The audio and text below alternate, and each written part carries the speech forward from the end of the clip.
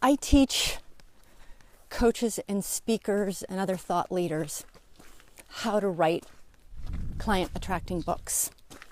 That's it in a nutshell.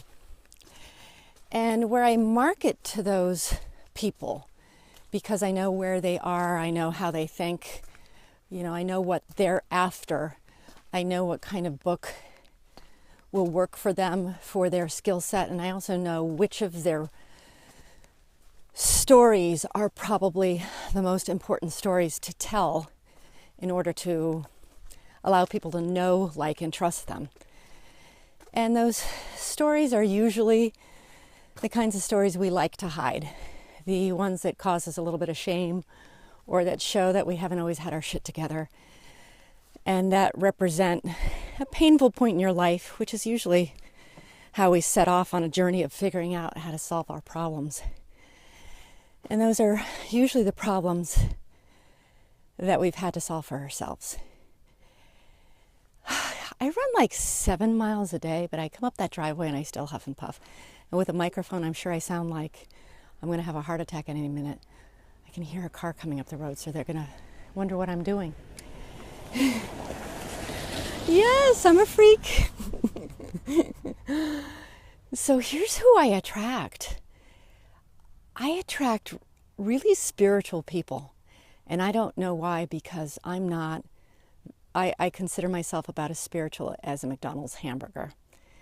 And yet I do. And I probably attract them because I'm incredibly curious on how they think, why they think what they do. And I'm really good at teasing out their mindset, teasing out their history, teasing out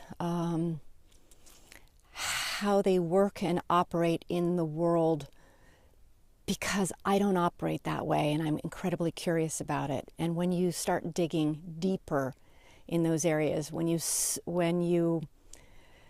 writing on the page and someone doesn't get your language, it requires you to really speak to it in a very non-jargony way. It requires you to spell out what you take for granted.